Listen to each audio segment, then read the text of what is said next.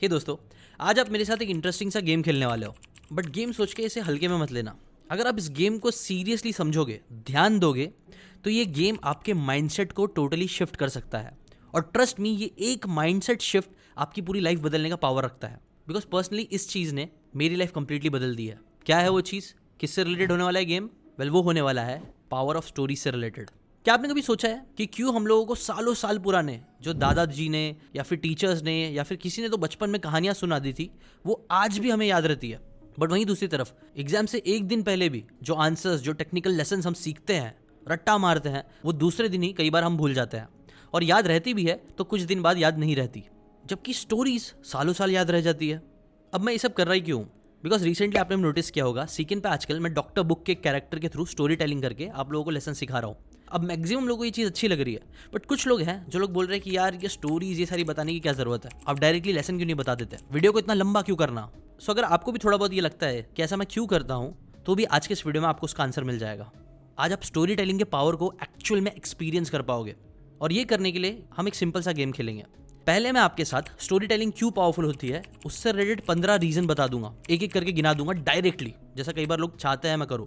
और फिर हम उन 15 लेसन्स को स्टोरी टेलिंग के थ्रू सीखेंगे और देखेंगे दोनों में क्या फर्क आता है। आप कमेंट करके बताना, डायरेक्ट में या स्टोरी टेलिंग में कौन सी चीज आपको ज्यादा पावरफुल लगी, ज्यादा सही लगी। ठीक है, अगेन मैं बोलूंगा वीडियो को एंड तक देखना। कई बार लोग बोल तो देते हैं this video will change your life, लेकिन ट्रस्ट मी, आप वीडियो आज एंड तक देख लोगे ना तो सच में आप एक ऐसा लेसन सीख के चले जाओगे जो आपकी कंप्लीटली लाइफ बदल देगा।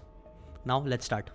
अभी मैं फटाफट 15 रीजन बताता हूँ कि क्यों स्टोरी टेलिंग में यूज करता हूँ बार बार अपने वीडियोस के थ्रू। पहला रीजन, बिकॉज स्टोरीज एक इंसान के अंदर इमोशंस पैदा करते हैं, और आपको पता ही होगा humans are emotional creatures, not logical. Second reason, stories relatability बढ़ाता है, जिससे हम कई बार कहानियों में खुद को देख पाते हैं और रिलेट कर पाते हैं। थर्ड, ये हमारे ब्रेन को एक्टिवेट कर देता है, पैसिव से एक्टिव मोड पे लेके जाता है, जो सीखने के लिए बेस्ट मोड होता है according to the science of accelerated learning book. Fourth, ये कॉम्प्लेक्स चीजों को भी सिंपल कर देता है। फिफ्थ, ये हमें एक्शन लेने में हेल्प करता है। सिक्स्थ, ये हमारे मेमोरी में ज्यादा टाइम तक चिपक के रहती है कंपैरेटिवली। सेवेंथ, स्टोरीज से ट्रस्ट बिल्ड होता है, स्टोरी पे भी खुद पे भी, कि हाँ ये चीज की जा सकती है। एट्थ, स्टोरीज बताने के बजाय दिखाती है लाइफ लेसन जो हमारी लाइफ एक्चुअल में चेंज कर सके। नाइन्थ, स्टोरीज के थ्रू हम एम्पैथी सीखते हैं। टेंथ, आप किसी भी कल्चर के रहो, कहीं से भी आ रहे हो, स्टोरीज की भाषा हर कोई समझता है। 11th, स्टोरीज आपके अंदर की क्रिएटिविटी को जगाता है। 12th, ये आपको कई बार सेल्फ रिफ्लेक्शन करने पे भी मजबूर कर देता है। 13th, स्टोरीज कई बार सबकॉन्शियस लेवल तक चले जाती है, जो हमारे ब्रेन के पैटर्न को चेंज करने की पावर रखता है, हमारे ब्रेन को रीप्रोग्राम करने का ताकत रखता है। 14th, ये हमारी क्रिटिकल थिंकिंग को बढ़ा देता है। 15th, एक्चुअल में लाइफ में चेंज लाना है तो कई बार एक कहानी वो चीज़ कर सकती है। अब देखो, मैंने आपको 15 लेसन बता दिया है। इस वीडियो को पॉज करो और याद करने की कोशिश करो कि आपको कितने पॉइंट्स याद रह गए, और ज़्यादा फोर्स करने की ज़रूरत नहीं है। सिर्फ याद करो स्टोरीज क्यों पावरफुल है, जितने याद आते हैं उतना याद करके रखना, ठीक है। अब हम इन्हीं सारे लेसन को स्टोरी टेलिंग के थ्रू सीखेंगे और फिर आप खुद डिफरेंस नोटिस करना, ठीक है। Let's start. शहर से बहुत दूर एक गाँव होता है जो बहुत फेमस होता है। फेमस इसलिए होता है बिकॉज वो गांव बहुत ही ज़्यादा एडवांस होता है, वहाँ के लोग बहुत ज़्यादा समझदार होते हैं। इनफैक्ट गांव के मैक्सिमम लोग अमीर होते हैं, और वो लोग इतने आगे होते हैं बिकॉज उनके पास कुछ स्पेसिफिक नॉलेज होती है, लेसन्स होते हैं, जिसे वो पीढ़ी दर पीढ़ी अप्लाई कर रहे होते हैं, और इसलिए ही वो बाकी किसी भी गाँव से बहुत आगे होते हैं। लेकिन फिर क्या होता है, क्योंकि उन्हें इतनी सक्सेस मिल चुकी होती है, इसलिए जनरेशन बाय जनरेशन धीरे धीरे वो लेसन्स जिन्होंने उनको सक्सेसफुल बनाया था, वो उन्हीं लेसन्स को भूल जाने लगते हैं। वो उन्हीं बातों को अप्लाई करना बंद कर देते हैं, जिस वजह से उनका बुरा वक्त आना स्टार्ट हो जाता है। अब इस बारे में डॉक्टर बुक को पता चलता है। डॉक्टर बुक ने इस विलेज के बारे में बहुत अच्छे से स्टडी करी होती है, उसके ऊपर कई सारी किताबें पढ़ी होती है। उन्होंने अपनी लाइफ के कई सारे लेसन इस विलेज के लोगों से सीखी होती है। इसलिए जब उन्हें पता चलता है कि विलेज की हालत खराब होती जा रही है, तो वो डिसाइड करते हैं कि वो उनके ही लेसन जो उन्होंने अप्लाई करना बंद कर दिए हैं, वो उन्हें जाके सिखाएंगे। अब क्योंकि डॉक्टर बुक फेमस होते हैं, इसलिए जब वो वहाँ जाके प्रोग्राम करते हैं तो लोग इंटरेस्ट भी दिखाते हैं, लोग सीखना स्टार्ट करते हैं। कई सारे लोग आते हैं उनसे और अपनी लाइफ की प्रॉब्लम्स बताने लगते हैं, जिसका सोल्यूशन डॉक्टर बुक उनके ही पूर्वजों का एग्जाम्पल देके सिखाते हैं, और बार बार वो सारे आंसर्स स्टोरीज के फॉर्मेट में देते हैं, जिसकी वजह से कुछ गाँव वाले गुस्सा हो जाते हैं, और एक तो चिल्ला के बोल भी देता है कि आपने हमें क्या बच्चा समझ के रखा है, हम कोई भी क्वेश्चन कर रहे हैं आप बार बार उसे स्टोरी में समझा रहे हो, हम कोई छोटे बच्चे नहीं हैं, आप डायरेक्टली भी हमें बातें बोलोगे तो हमें समझ में आ जाएगी ना। ये सुनने के बाद डॉक्टर बुक को थोड़ा सा बुरा लगता है, बट फिर भी वो कामली सबसे पूछते हैं कि कितने लोगों को लगता है कि जो मैं स्टोरी टेलिंग में आप लोगों को चीज़ें बता रहा हूँ, आप लोगों की पूर्वजों की कहानियां बता के आपको लेसन बता रहा हूँ, उससे अच्छा है कि मैं डायरेक्ट बता दूँ। तो मैक्सिमम लोग तो कुछ नहीं बोलते, बट कुछ लोगों के हाथ खड़े होते हैं। डॉक्टर बुक बोलते हैं कि ये सेशन के बाद आप लोग मुझे मिलना। ना डॉक्टर बुक सेशन के बाद उनसे मिलते हैं। वो बोलते हैं कि आज मैं तुम्हें एक जर्नी पे लेके जाऊंगा, जो जर्नी आपके गांव में ही होगी। और इस जर्नी में हम 3 जगह जाएंगे। पहला एक लाइट हाउस जाएंगे, दूसरा एक गार्डन में जाएंगे और तीसरा एक माउंटेन पे जाएंगे। इन सारी अलग अलग जगहों में 5 ऐसी सिंबॉलिक चीजें हैं जो आपके पूर्वज छोड़ के गए थे और जिसके अंदर हिडन लेसन्स है लाइफ के, जो लेसन्स मैंने पर्सनली सीखे थे। ये लेसन्स भी तुम लोग सीख लोगे और स्टोरी टेलिंग का पावर भी तुम्हें समझ में आ जाएगा। क्या तुम लोग मेरे साथ ये जर्नी में चलना पसंद करोगे? और इसके ऊपर गाँव वाले एग्री करते हैं, बोलते हैं ठीक है जाते हैं। Act 1 the light house of awakening. Doctor book कच्ची पक्की सड़कों से उन्हें चलाते चलाते लेके चले जाते हैं एक लाइट हाउस में। एक बड़ा सा लाइट हाउस जो समुंदर के पास होता है। जब लाइट हाउस के अंदर ये सारे लोग पहुंचते हैं तब उन्हें एक बड़ा सा बेल दिखता है जिसपे थोड़ी बहुत जंग लगी होती है, बट वो बहुत ब्यूटीफुल और मैजेस्टिक होता है। इसके बाद डॉक्टर बुक उस बेल को हिलाते हैं। इसके बाद डॉक्टर बुक खिड़की खोलते हैं जिसकी वजह से एक हवा आती है और फिर एक टंग जोर से आवाज आती है बेल बजने की, जो बहुत ही सूदिंग होता है, जिसे जब सारे लोग एकदम गौर से सुनते हैं तो उनके अंदर एक इमोशनल चेंज आने लगता है। उनका दिल जो बहुत ज्यादा हड़बड़ाही में था, एंशियस था, उसमें अजीब सी एक कामनेस आ जाती है। डॉक्टर बुक बोलते हैं कि ये जो बेल है ना, इसे आपके पूर्वज लोग बेल ऑफ इमोशंस बोलते थे। और ये बेल यूजुअली तभी बजता है जब इसे कोई एक फोर्स अचानक से इसके ऊपर पड़ती है। उन्होंने बोला ऐसी ही जिंदगी में कई बार होता है। हमारी लाइफ में चेंजेस हम तभी लाते हैं जब हम इमोशनली हिल जाते हैं, और विदाउट इमोशंस हमारे अंदर वो चेंज नहीं आ पाता है जो अभी आपके अंदर बेल सुन के आया।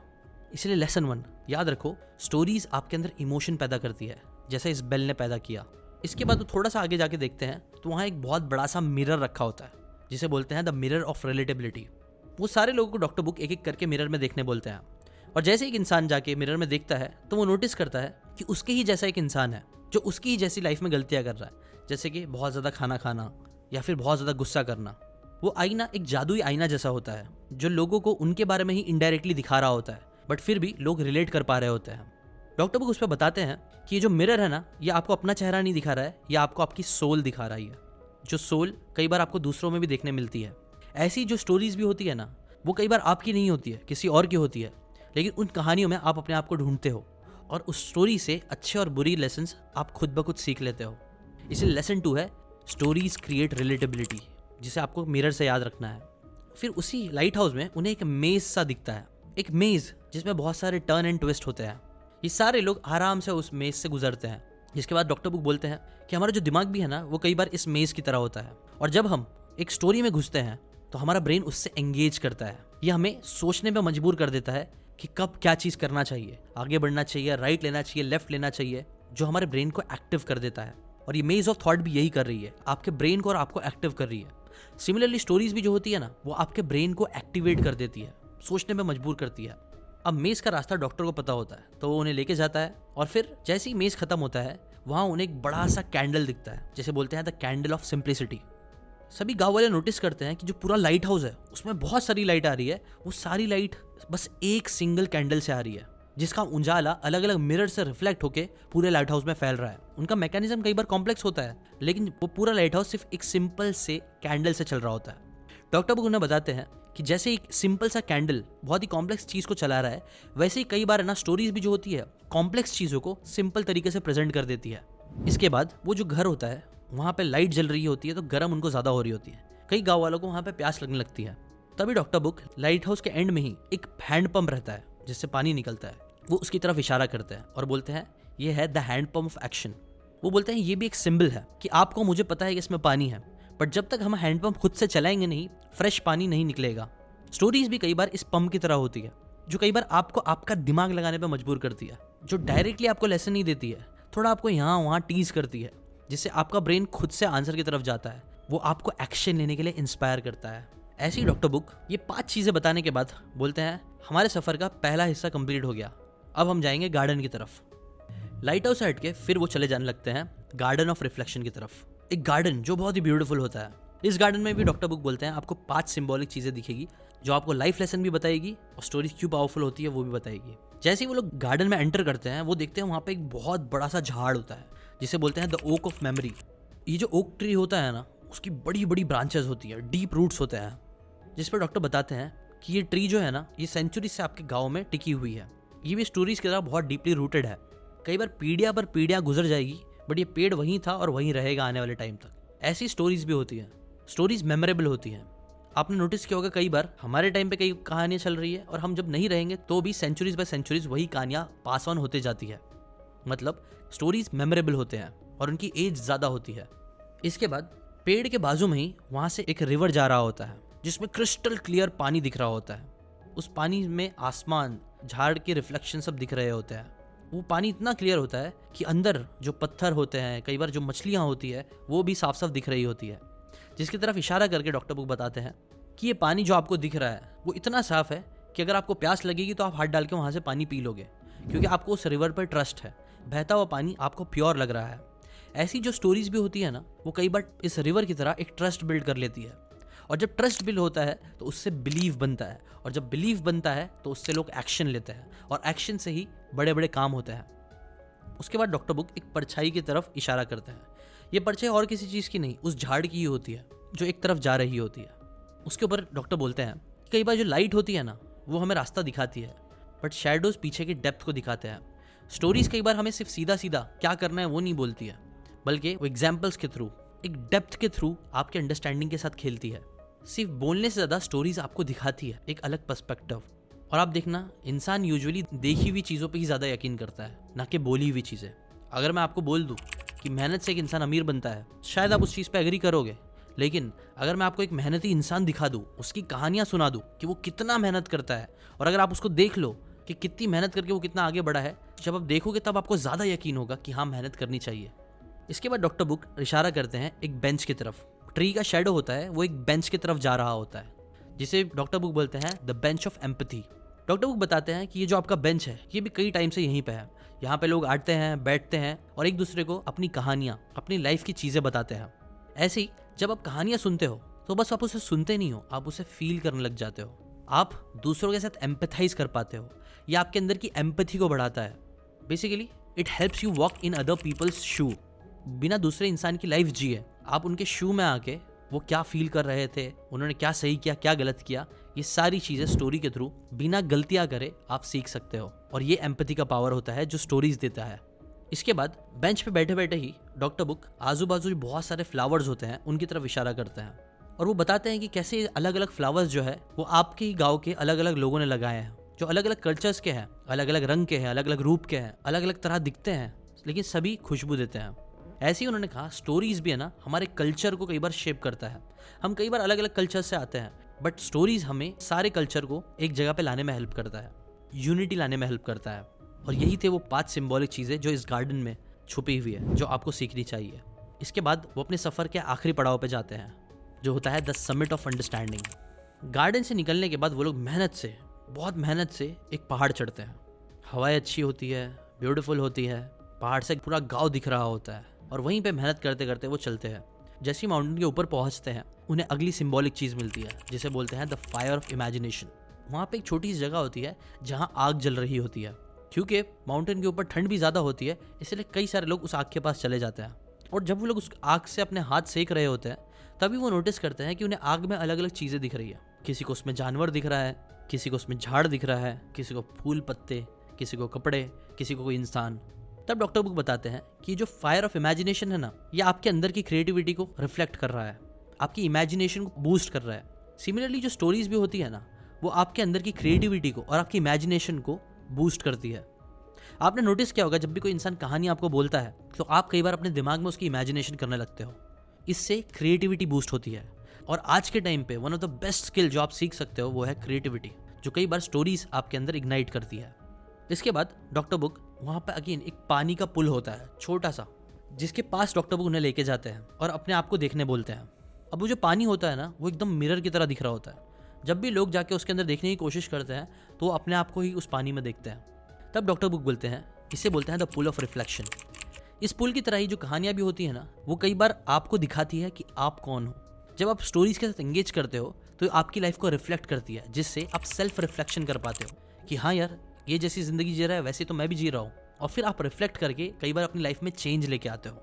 पानी में देखने के बाद थोड़ी दूर पे ही वहाँ पे एक बड़ा सा चेस्ट रखा होता है, जिसे बोलते हैं द चेस्ट ऑफ सबकॉन्शियस। ये एक ट्रेजर का ओल्ड चेस्ट होता है ना, वैसा दिख रहा होता है ना। वो जो चेस्ट होता है ना, उसमें चाबी ऑलरेडी लगी होती है, बट वो जो चाबी होती है वो पजल की तरह होती है, जिसे थोड़ा दिमाग लगा के खोलना होता है। और उस ताले को वो बोलते हैं the lock of critical thought. Doctor book बताते हैं इस चेस्ट को खोलने के लिए आपको थोड़ा दिमाग लगाना पड़ेगा, अपनी क्रिटिकल थिंकिंग बढ़ानी पड़ेगी। कहानियां भी कई बार ऐसी आपकी क्रिटिकल थिंकिंग को यूज करने में हेल्प करती है, जो भी किसी भी फील्ड में आगे बढ़ने के लिए जरूरी है। आप कैसे सोचते हो, आपके थॉट्स क्या है, कैसे आप किसी भी प्रॉब्लम को सॉल्व कर रहे हो, ये चीज़ कई बार स्टोरीज करती है। स्टोरीज एनकरेज करती है आपकी क्रिटिकल थिंकिंग को। इसके बाद गांव का एक आदमी अपनी क्रिटिकल थिंकिंग यूज करके उस ताले को खोलता है और फिर चेस्ट खुलता है। चेस्ट कौन सा होता है? द चेस्ट ऑफ सबकॉन्शियस, जिसके अंदर एक सिंपल सा स्क्रोल रखा होता है और स्क्रोल में लिखा होता है ये चेस्ट आपके सबकॉन्शियस माइंड की तरह है, जिसके अंदर आपको बहुत सारे डार्क सीक्रेट्स मिलेंगे जो आपके बारे में होंगे। ये इजीली किसी के लिए भी अवेलेबल नहीं होगा, बट जो थोड़ी मेहनत करेगा वही इसकी बातों को अच्छे से समझ पाएगा। अब स्टोरीज भी कई बार क्या होती है, वो आपके लॉजिक ब्रेन से खेलने के बजाय आपके इमोशनल ब्रेन के साथ खेलती है, जिससे डायरेक्टली वो रेजिस्टेंस तोड़ के कॉन्शियस से आपके सबकॉन्शियस में बातों को बैठाती है। और जैसे कि आपको पता ही होगा, अगर आपको अपनी जिंदगी में कभी भी अपने ब्रेन को रीप्रोग्राम करना है, कोई एक टाइप का एक्शन बार बार लेना है, तो आपको वो बात अपने सबकॉन्शियस माइंड में बैठानी पड़ेगी। और स्टोरीज एक बहुत पावरफुल तरीका होता है किसी भी बात को अपने सबकॉन्शियस में बैठाने का। इसके बाद डॉक्टर बुक उन्हें लास्ट सिंबॉलिक चीज दिखाते हैं, जो होता है the path to the village. Doctor book बताते हैं कि देखो, मैंने आपको ये जो जर्नी पूरी करवाई है, इसमें मैंने आपको अलग अलग चीज़ें दिखाई, उससे रिलेटेड अलग अलग लेसन बताए हैं।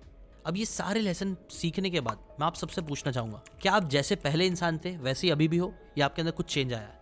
कोई तो बात आपको अच्छी लगी, कोई तो चीज़ आपको हिट करी, किसी चीज़ ने तो आपके अंदर की एक आग को जलाया होगा, आपको क्यूरियस कर दिया होगा, या फिर आपके माइंडसेट में शिफ्ट लाया होगा। मतलब आप जैसे पहले थे अब वैसे नहीं रहे हो, आप चेंज हो गए हो। और कई बार इंसान को वो चेंज ही चाहिए होता है लाइफ में, इसलिए लोग अलग अलग चीज़ें खरीदते हैं, अलग अलग काम करते हैं, अलग अलग चीज़ें करते हैं। क्यों? क्योंकि उनको लाइफ में एक चेंज चाहिए होता है, और स्टोरीज कई बार वो चेंज लाने में हेल्प करता है। हम सबको लाइफ में बड़े बड़े काम करने हैं, बड़ी बड़ी चीज़ें अचीव करनी है, बट कई बार हमें पता होने के बाद भी हम वो चेंज अपने अंदर ला नहीं पाते हैं। जबकि स्टोरीज जो होती है ना, वो एक बहुत पावरफुल टूल होता है जो हमारे अंदर वो चेंज ला सकता है जिसको हम इतना क्रेव कर रहे हैं। और इसलिए ही मैंने आप लोगों को इतनी कहानियां बताई, इसलिए मैं आपको ये जर्नी पे पूरा लेके आया। और याद रखना, ये जर्नी का एंड नहीं है, ये सिर्फ स्टार्ट है। अब अगर मैं आप लोगों से पूछूं, क्योंकि आप मेरे साथ ये पूरी जर्नी पे आए, आपने अलग अलग सिंबॉलिक चीज़ें देखी, उसके बारे में सोचा, अब आपको ये सारी बातें कितने टाइम तक याद रहेगी? अब आप बताओ, अगर मैंने डायरेक्टली ये 15 चीज़ें आप लोगों को बता दी होती, तब आपको चीज़ें ज़्यादा याद रहती, कि ये जर्नी आपने जो पूरी मेरे साथ ली है वो आपको ज़्यादा याद रहेगी? इसके बाद सभी लोग चले जाते हैं, और जैसे ही वो लोग उस पाथ को लेके अपने विलेज पे वापस जा रहे होते हैं, सभी लोग उन सारे सिंबल्स को याद कर रहे होते हैं कि कैसे उन्होंने पहले बेल, मिरर, मेज और एक एक करके सारी सिंबॉलिक चीज़ों से कई सारे लेसन सीख लिए हैं, जो अब उनके साथ ज़िंदगी भर रहेंगे। और एक बात उनके दिमाग में गूंजने लग गई कि stories are more than lessons, they are your companion for a beautiful journey in life. अब देखो दोस्तों, मैंने आप लोगों को डायरेक्ट भी स्टोरीज क्यों पावरफुल होती है वो भी बताया, और एक कहानी क्रिएट करके भी आपको स्टोरीज क्यों पावरफुल होती है बताया। आप खुद बताना, दोनों में से कौन सा तरीका ज़्यादा पावरफुल है, कौन सा तरीका ज़्यादा टाइम आपके दिमाग में चिपकेगा। अब देखो, हो सकता है मैंने इतने अच्छे से स्टोरी फॉर्म नहीं किया, लेकिन ट्रस्ट मी, अगर मैंने और मेहनत की होती, 1 महीना ले लिया होता और एक ऐसी डिटेल कहानी बनाई होती जिससे आपको मैं और अच्छे से इस जर्नी पे लेके जा पाता, तो और ज़्यादा चांसेस हो जाते। वैसे तो अभी भी चांसेस है कि आपको 15 में से कई सारे लेसन याद रहे, बट ट्रस्ट मी, नहीं याद रहे तो वो आपकी गलती नहीं है, वो सिर्फ मेरी गलती है कि मैंने आप लोगों को शायद और अच्छे से स्टोरी नहीं सुना पाया। बट ट्रस्ट मी, कोई भी चीज़ जब आप स्टोरीज के थ्रू सीखते हो, तभी आपके अंदर लॉन्ग लास्टिंग चेंज आता है। मेरी पूरी लाइफ कंप्लीटली चेंज हुई जब मैंने एक rich dad poor dad book की स्टोरी पढ़ी, जो कि पूरी एक कहानी है। और वो एक कहानी ने मेरे अंदर इतने सारे चेंजेस लाए कि फिर मैंने इंजीनियरिंग छोड़ के कंटेंट क्रिएशन में घुसा, और कंटेंट क्रिएशन में वो सारी चीज़ें अचीव करी जिसके कई लोग सपने देखते हैं। और यही 15 रीज़न की वजह से मैं बार बार आपको कहानियों में चीज़ें सिखाता हूँ। आपका ओपिनियन क्या है इसके बारे में कमेंट करके ज़रूर बताना। डायरेक्ट लेसन ज़्यादा अच्छे होते हैं कि स्टोरीज़ में? मैं तो पर्सनली स्टोरीज़ को ही हमेशा वोट दूंगा। आप कमेंट करके ज़रूर बताना। और मैं आपसे एक और रिक्वेस्ट करूंगा, देखो डायरेक्टली वो 15 पॉइंट याद करना मुश्किल होगा और आप जल्दी भूल भी जाओगे, और क्रोनोलॉजिकली तो याद भी नहीं कर पाओगे। बट अगर आप चाहते हो कि क्रोनोलॉजिकली अच्छे से ये सारी बातें आपको याद रह जाए, क्यों स्टोरीज पावरफुल होती है, ताकि नेक्स्ट टाइम कोई भी अगर बोले कि स्टोरीज यूज़ नहीं करना चाहिए, तो आप इस वीडियो का लिंक भेज देना उन्हें और बता भी देना कि स्टोरीज क्यों पावरफुल होती है। प्लस अगर आप चाहते हो कि आपको ये बातें और अच्छे से याद हो जाए, तो आप एक और एक्सपेरिमेंट करके देख सकते हो, जो मुझे लगता है आपको बहुत काम आएगा, कि आप है ना वीडियो बंद करके सिर्फ ऑडियो सुनना और अपने इमेजिनेशन के थ्रू इस स्टोरी को जीने की कोशिश करना।